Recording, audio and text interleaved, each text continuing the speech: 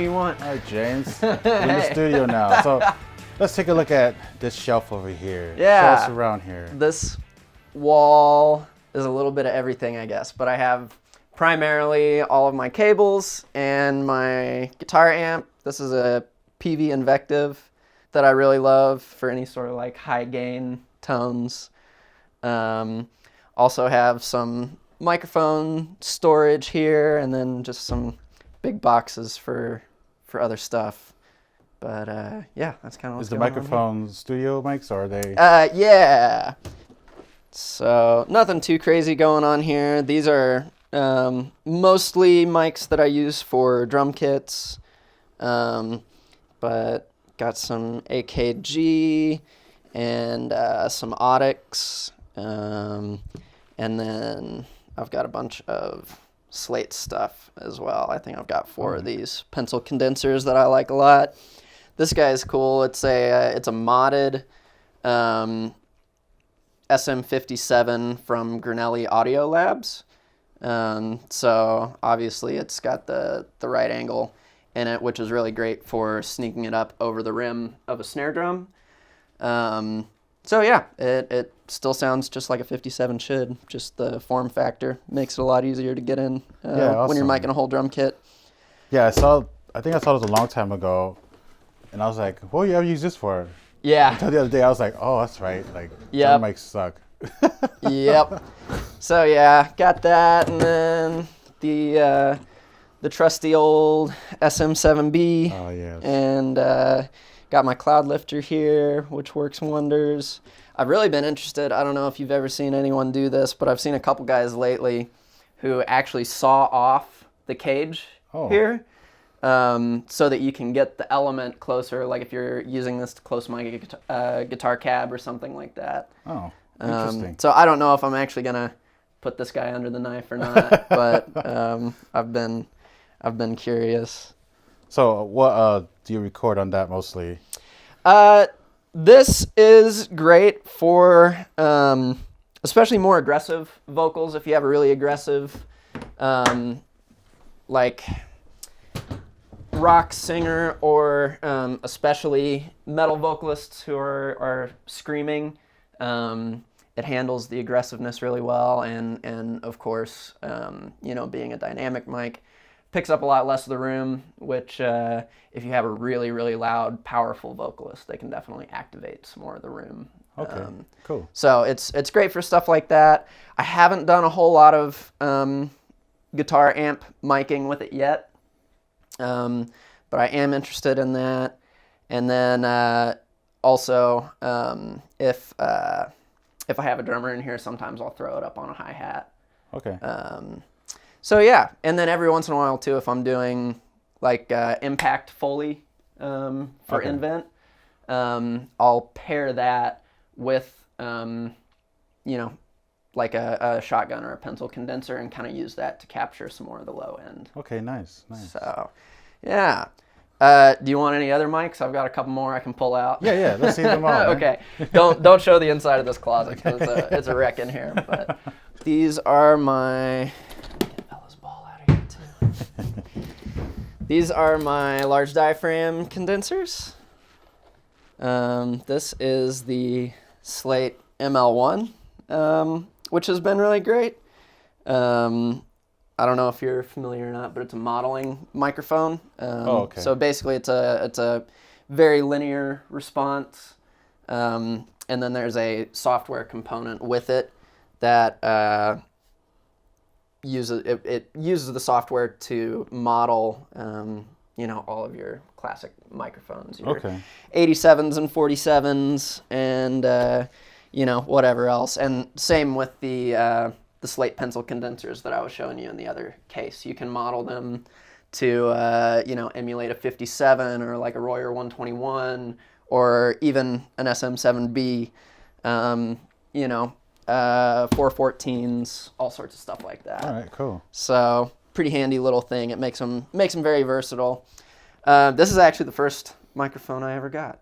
Oh wow, that's money there. Yeah, right.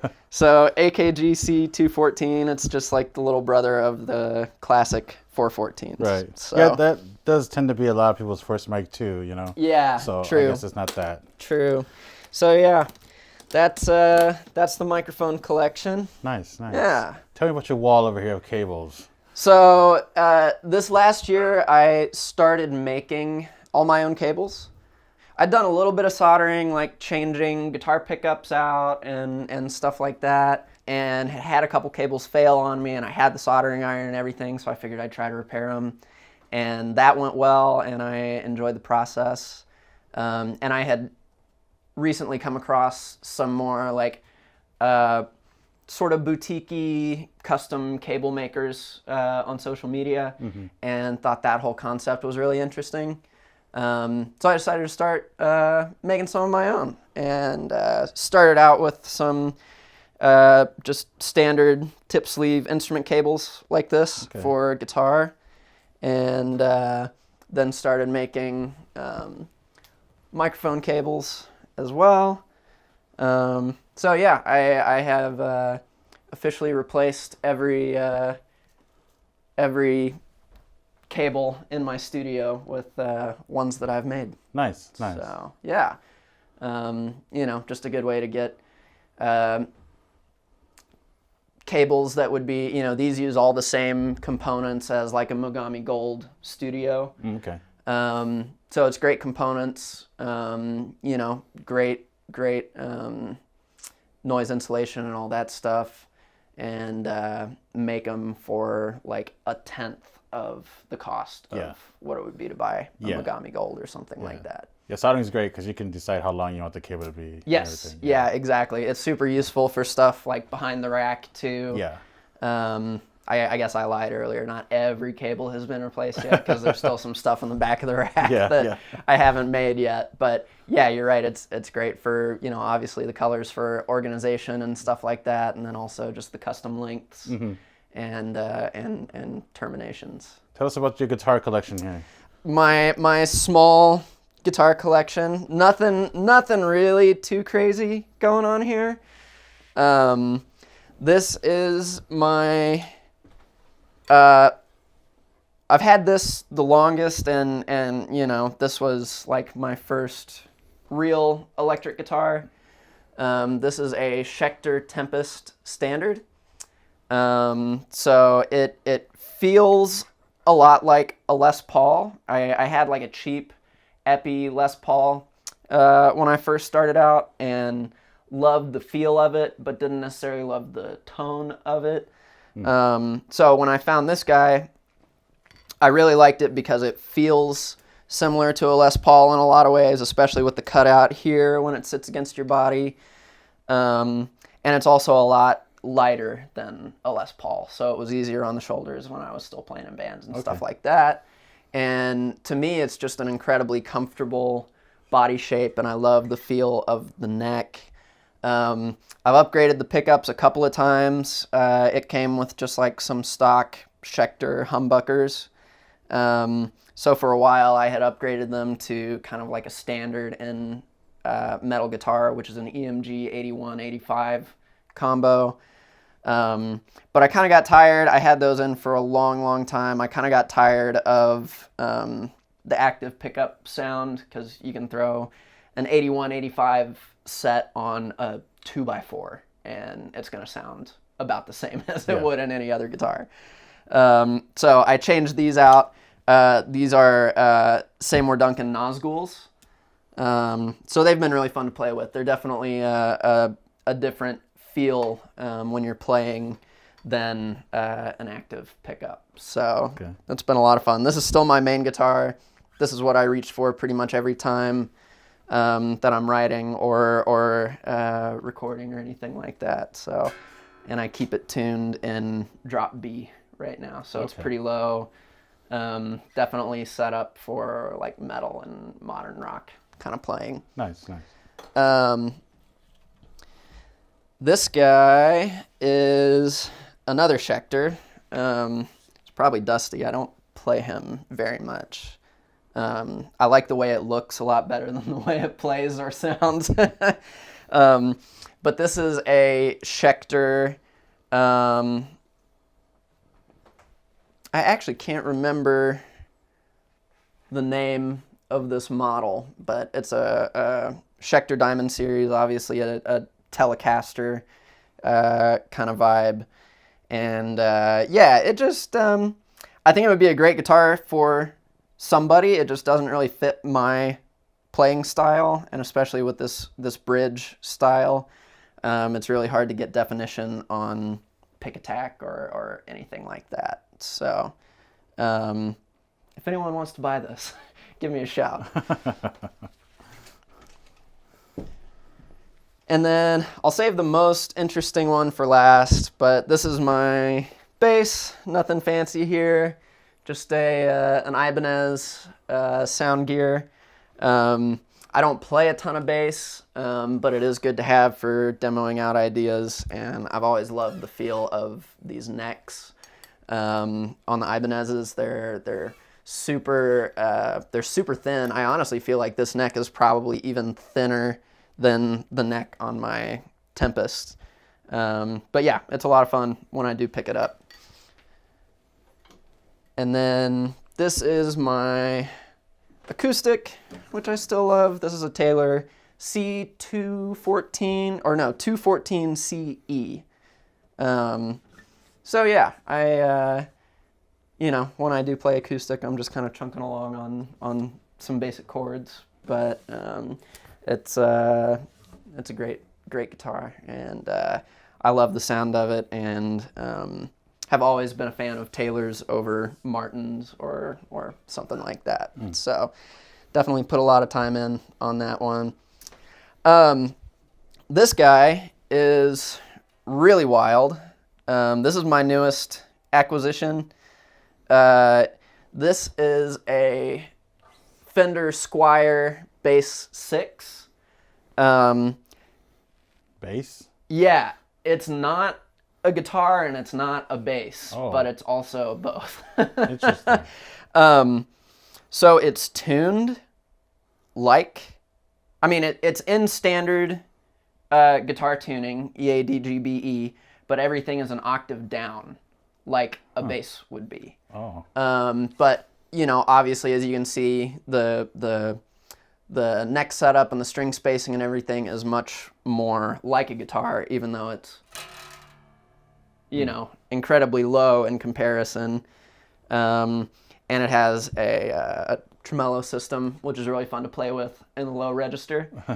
So yeah, it's a pretty cool thing. I haven't had it for very long yet, but it's been a lot of fun to play around with.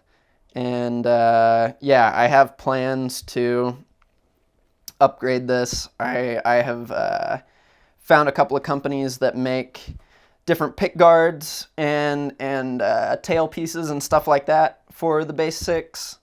So probably what my plan will be is to lose the stock pick guard and get something that's fitted for humbuckers, and also get something that's more of a stop tail bridge and a stop bar tail piece, and lose the tremolo as well, just for some better stability. And systems like this always, the springs inside tend to resonate a lot. So yeah, I want to turn this into something that's a little better outfitted for playing, heavy music that I'm more prone to. So, but yeah, this is a really, really interesting piece, and it's been a lot of fun to play with. Nice. And do the bands that come in, do they want to play your guitars, or do they just bring their own stuff? Or? It really depends on what people have. I feel like, my Tempest is not anything out of this world. It's a very solid, straightforward guitar, and it will, it does the job. But I definitely have bands come in who have a guitar that's not as good as that, whether it's just lower quality or maybe it's not set up properly. And really, if you have even like a mid-level guitar that is cared for and set up properly and has good pickups, that's going to be a way better option than a really, really high-end guitar that has not been taken care of or isn't set up or isn't intonated or anything like that. So yeah, it's a good thing to have on standby. I have a lot of bands who do come in and use it. But I also have bands who come in who, they may have boutique or even custom guitars that we opt for instead. Okay, nice. Or a lot of times even, if the band does have guitars that they or we prefer, the Tempest will still end up making an appearance in the recording. It can be really beneficial to play the same part with different guitars. And, you might have one rhythm guitar on one guitar panned all the way to the left, and then one rhythm guitar played on a different guitar playing the same part panned all the way right, just to give you some extra width, some difference in tone, things like that. So I would say that, the Tempest ends up making an appearance on probably 90% of the songs I produce that are, in the rock genre. Okay, nice. So, yeah. Talk to me about your rack mount gear, sir. Okay. Again, nothing too wild going on here. This is mostly just power distro and inputs. The Furman power conditioners are tried and true. This is my primary interface. This is an Antelope Audio Discrete 8 that I've enjoyed it. It was my first 8-channel, what I would consider more of a professional grade interface as an upgrade from, the Scarlett Focusrite that everybody starts out on. I have mixed feelings about it. I do like it, and it's been great in a lot of ways, but the control software is a little confusing, and the routing internally can be a little hard to wrap your brain around, just the way the software is laid out. And also, I bought this from Sweetwater, not trying to throw them under the bus. I love Sweetwater, but shortly after I purchased this, Sweetwater actually stopped carrying Antelope products. And wow. I heard that it was because of customer service issues. I don't know how true that is, but I do really like this thing as far as sound quality goes. It's really great. It also has some DSP, and you can run some plugins on the interface control software so that you can basically track with some processing on the way in. So that's really nice. And one other thing that I love about this that I haven't seen on many other interfaces is it has 2 sets of balanced outputs, and you can actually flip a switch and the second set of outputs changes impedances so that you can use it as a reamping output. So if you have a clean, like a guitar or bass DI signal that you've recorded, you can then output that through the reamp output and basically plug straight from the back of the interface into a guitar amp, and it will pump the DI into the guitar amp, and then you can mic a live amp. Okay, nice. So that can be really interesting. Pretty much anytime I'm recording guitars, I'm also capturing a DI, just so that later on, if you decide you want a different tone or, want to I usually try to commit to the tone that I get out of the amp when we're tracking, but sometimes it's nice to take a DI and throw an amp sim on it or reamp it and get a little bit of a different tone, just so that you can thicken things up and blend those 2 tones together. Nice. And then I have the Focusrite Claret 8 Pre, this red guy here, which is just an additional 8 inputs that are connected via ADAT to the Discrete 8. So I've got a total of 16 inputs there, and I do also have another interface that every once in a while I will set up as an aggregate device so that I can run up to I think 24 inputs. Okay. So yeah. And then this guy, I actually just picked this guy up this morning. This is a Warm Audio WA76, which is an 1176 style compressor. So yeah, I have done a lot of reading about it, and have had my eye out for one for a while, but just yesterday I was on Facebook Marketplace and found a guy who had this one for a good deal. So I just snagged that this morning, and I have the power hooked up, but I haven't even like patched it in to my interface yet. But this is my first step into outboard analog gear, which I'm excited about. I definitely have plans, hopefully later this year, to get a 500 series chassis and some additional preamps and maybe some EQ and compression modules. I would love to get a stereo bus compressor to go in a 500 series rack. So, that's pretty much it. This guy is not in use. It's just a power strip, basically. Right. Yeah. All right. Now let's just go down south and show me your pedals here. So, this is my pedal board that nothing is actually attached to. Everything's just kind of sitting there. But yeah, there are some interesting pieces here. Usually, the stuff that's getting used the most, obviously tuner, pedal, that's fine. This is a Maxon OD 808 overdrive, which is kind of like an Ibanez tube screamer, like a TS9 style. Really nice, especially on high gain guitar amps, just for tightening things up a little bit and giving a little bit of extra bite. So yeah, I like that guy a lot for high gain stuff, and it's also great just slap it over a clean channel and get some really nice classic tube screamer style overdrive. This is the Eons fuzz pedal from Walrus Audio, which I haven't had for super long, but I really enjoy it. It's a super diverse fuzz pedal. It has like 6 different modes and all kinds of, germanium and diode and different fuzz styles to play with. It sounds fantastic, and it also has this really cool control that is a voltage knob. So you can actually adjust the voltage of the pedal all the way from 18 volts all the way up down to 3 volts. So you can really get this kind of like sucked out, starved breakup that's really, really cool. So that one's been a lot of fun. Interesting.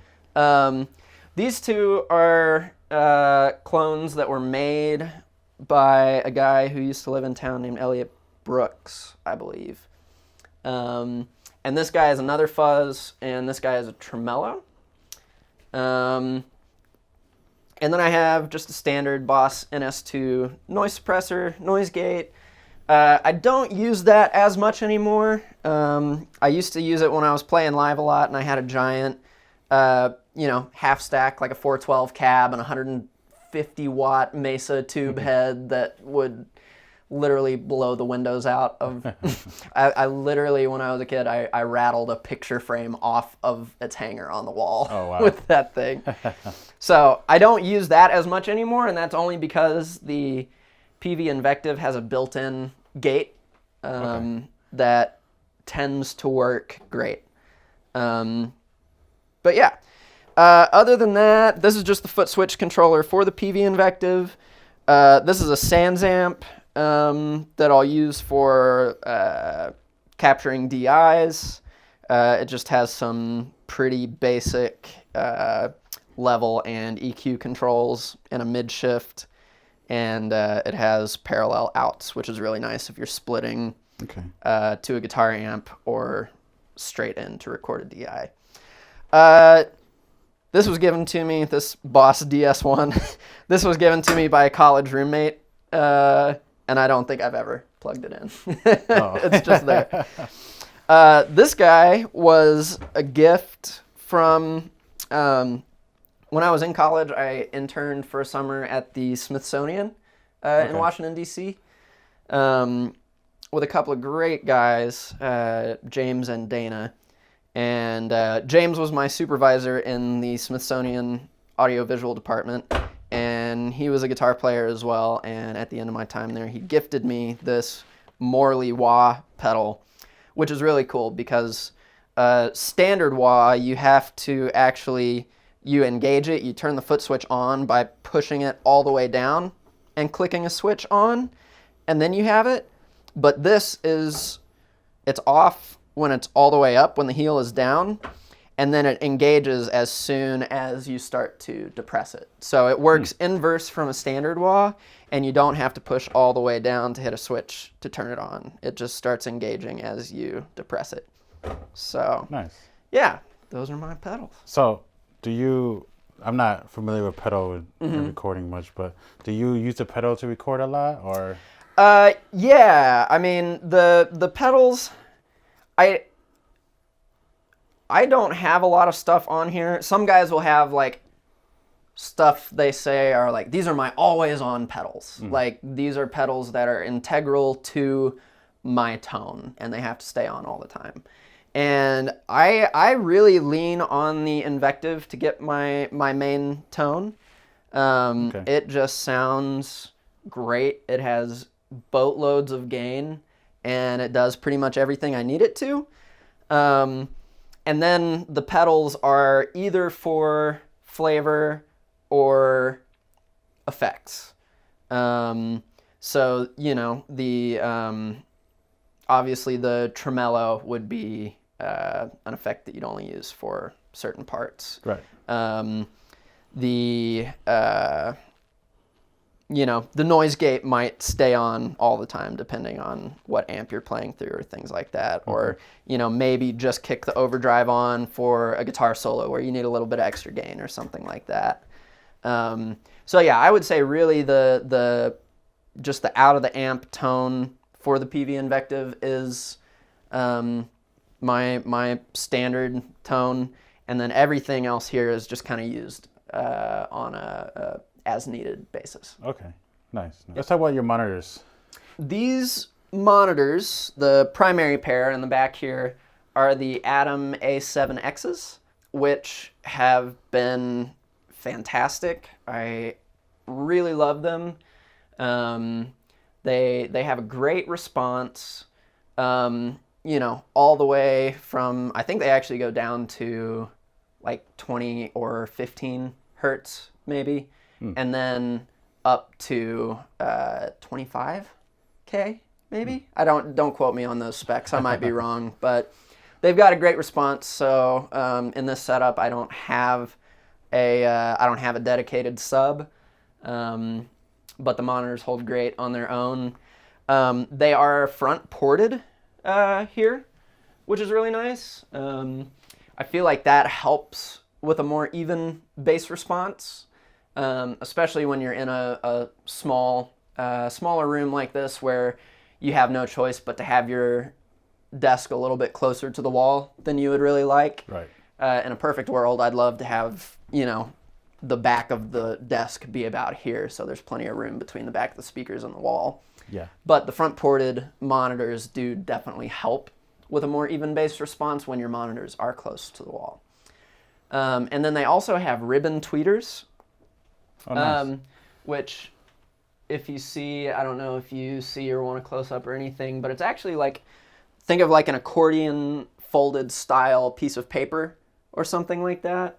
I don't remember for sure what the material is on the ribbon tweeters, but it's a very smooth high end that's not harsh at all, and I feel like it is just less abrasive, especially over time if you're mixing for a long time, and especially if you're doing something like EQing high gain guitars or cymbals that have a lot of high frequency information. Yeah. It's just like a smooth, like I said, just unabrasive, not harsh high end that doesn't fatigue your ears quickly. Yeah. So yeah, I love them a lot. I don't think that they make this model anymore. They've come out with a new, I don't remember the model, but they've come out with a new iteration of this guy. So these are not in production anymore. But they're still going strong for me. I love the way they sound, and yeah. Nice. What were these small little guys here? The small guys are just PreSonus. I think the model is Eris 4.5 inch.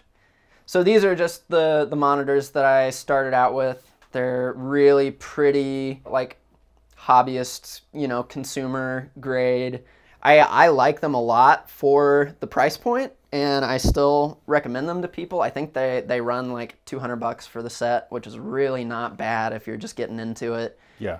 And they honestly don't do great on a desktop, but if you either get some isolation pads for your desktop or some more standalone tower monitor platforms like I have in the back of the desk, makes a huge upgrade. And honestly, I have gone back even in the past year and listened to stuff that I mixed when I was only mixing on these, and it holds up. So you can definitely still do some decent work on them. But yeah, I keep them now mostly just as more of like it's definitely more of a consumer level, like mid forward kind of sound.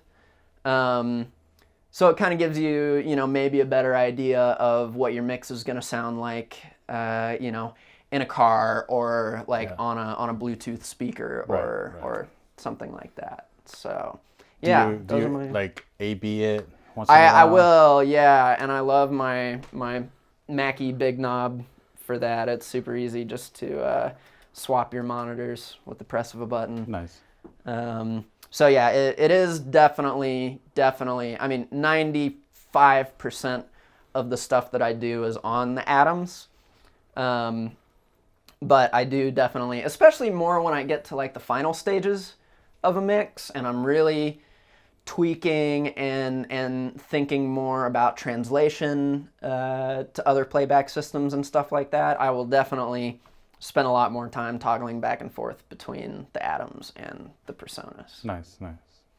All right. What software do you use? So my DAW of choice is Logic Pro. As I mentioned in the interview, I started out with like a 2008 laptop that had a very early version of GarageBand on it. So I continued to use GarageBand for a lot of years just because it was a free program with the computer I had. But Logic is just like or I guess I should say GarageBand is like Logic Lite. Okay. So when I got to the point where I was like, I need more features, I need more tracks, I need more, than GarageBand can offer anymore, it was a really logical step to upgrade to Logic. And pun intended. Yeah. Yeah. But yeah, I feel like it's an incredible software. And obviously Macs are more expensive than PCs, but if you have the Mac, once you have the Mac, Logic is only $200 for a perpetual license. Yeah. Which is, especially if you price out Pro Tools, which I also have and use regularly. But yeah, for music stuff, I just really, really love Logic, and it's intuitive and everything just makes sense. And even down to the small stuff like, your hotkeys, your key commands and stuff, all of those make sense to me. I feel like a lot of the key commands in Pro Tools are kind of random and you have to do like an Alt Option and then 2-button combination on the keyboard. And I feel like all of Logic's shortcuts are just more intuitive and they make sense and they're easy from a mnemonic standpoint. You hit R to record and X to bring up the mix window and stuff like that just makes more sense to me. Or press T to open up your tool selector. Yeah. So Logic is your music and is Pro Tools. So you said use it. Yeah. So Logic is my DAW of choice for recording, mixing, producing music. I do use Pro Tools regularly for more of the post-production mixing, sound design, and Foley work that I do for Invent Audio and Design. Truthfully, I would still probably prefer to use Logic for that. But just with the type of collaboration that we're doing for the projects we're working on now, Pro Tools is pretty much a necessity. There's unfortunately no way to really function at that level in this industry without being on Pro Tools. Right. Yeah, that is kind of unfortunate. Yeah. But yeah, I am a diehard Logic fan through and through. Nice. So. Yeah, I use Logic to do sound design when I was still studying. Really? For it, and like I think we learned that before Pro Tools, ironically. Oh, really? Pro Tools are like. Yeah, that is interesting. Get certified in that school through it. So yeah. Like, why are we learning Logic? Yeah. We learned a bunch of DAWs, but yeah, that's nice. That's funny. So your acoustic panels, are these? Yeah. So the acoustic panels are homemade. The black ones were not homemade by me. I actually bought them from another guy who made them, and they're just the standard like Owens Corning 703 insulation wrapped in fabric. They really need a reupholster job, but they work really well. The ones flat on the wall are 2-inch panels, and then the bass traps in the corners are 4-inch panels. The other gray ones with wood frames that you see around the back half of the room, I made on my own. They're okay, but I was trying to do them on the cheap. Yeah. And I actually found there was an office building downtown that is getting turned into it's getting renovated into a hotel right now, but it used to be an office building. And when they were starting the demo / construction process, they had a liquidation sale of all the office stuff. And the office had like a drop tile ceiling like you would see in most office buildings or a school or something. So these panels are actually those ceiling tiles that have been upholstered. Oh, nice. And each one of them has 2 layers of panels with an air gap in between. So yeah, I feel like they do a pretty good job, and I think I paid like 25 cents a panel. Oh, nice. For all the ceiling tiles. So That's it was a cost-effective solution. Yeah. And then I also have these rolling gobos back here that I built that are mostly the same. They are also the drop ceiling tiles that I had left over from the construction of the wall hangers, and they also have 2 layers with an air gap in the middle. So yeah, those are really handy if I'm doing a vocal session or I have a drummer or something like that. I clear out space back here, and that's where the mics get set up, and then I can bring the gobos in like this and kind of create more of a sectioned off recording area. Okay, nice. Let's talk about the studio in general. What made you kind of want to lay out like this? So I actually came out of a space. I lived in another house for about 4 years, and I loved that house a lot, and it had enough space that I actually had 2 separate rooms for my studio. I had a control room and a live room, and that was incredibly useful for especially having drummers. Being able to set a drummer up in a different room that's on the other side of the house was really great because it, kept my exposure to noise levels down, and also when I'm tracking and miking and dialing in mic position and like tones in the room, it was really nice to be able to have the drums isolated in a different space and be able to come into my control room and sit down and actually listen and hear the sounds that I'm getting out of the mics and out of the monitors, instead of also having bleed from a drummer in the same room where it's hard to discern what you're hearing from the DAW and what you're hearing like as bleed through your headphones. So when I do have drummers in here, what I usually do is set them up in here, and then I'll screen share on my laptop and run a set of headphones like out to the other room. Okay. So it's kind of a workaround, but the owner of the last house that I was renting from was getting a little older and decided that she wanted to sell the house and stop renting. So I set up in this way mostly out of necessity. Right. Because I was condensing from 1 room to 2 rooms, or from 2 rooms to 1 room. But I still feel like this is a very functional space. It is a big room. I think it's about 20 feet long, by close to 10 feet wide. So it's a nice, good space. There is plenty of room to set up a full drum kit in here. Plenty of room to set up a vocalist or, the Foley work that I do for Invent as well. There's plenty of room to set up different Foley pits for different surfaces that you're walking on, or bring different props in here, or whatever I need to do. So it's really a great multi-purpose kind of space. Serves a lot of functions. All right, James. Thanks for showing me around. Yeah, man. And we'll talk next time. Absolutely. Thanks for coming.